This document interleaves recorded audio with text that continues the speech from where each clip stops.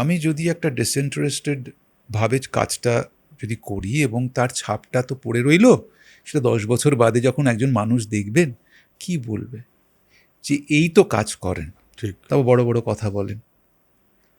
আমার মনে হয় যে ক্যামেরার সামনে দাঁড়ানোটা একটি প্রিভিলেজ। আজকে আমাদের আর্টিস্ট ফোরামের সদস্য সংখ্যা প্রায় 3000।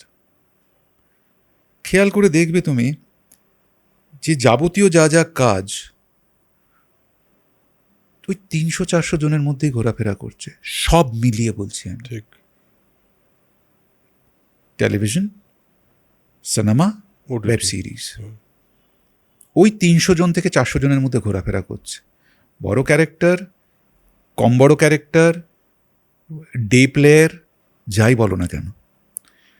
তো বাকি যে 2600 জন বা 2700 জন কাজ করতে পারছে না বা সুযোগটা পাচ্ছে না, তাদের প্রতি সম্মান রেখেই আমাকে ক্যামেরার সামনে দাঁড়াতে হবে, যে আমার এই যে আজকে আমি ক্যামেরার সামনে দাঁড়িয়ে আছি, এটার যেন আমি যোগ্য সম্মান দিতে পারি। কারণ ওই মানুষগুলো পাচ্ছে না, কিন্তু সে এই সুযোগটা পেলে লাফিয়ে চলে আসবে আজকে।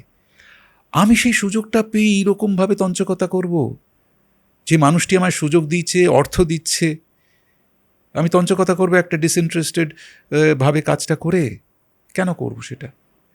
বা তখন মনে আমার কি ভয় নেই যে এই মানুষটা কাল, যদিও আমি এখানে হয় না ভয়, কেন জানো তো, মানে আমি সামগ্রিকভাবে বলছি, আমার তো হয়, কিন্তু অন্যদের মধ্যে ভয় হয় না। কারণ এখানে দেখেছি মেরিটোক্রেসির কোনো দাম নেই, মানে মেরিটোক্রেসিটা ফলো করে না, মেরিটের কোনো দাম নেই।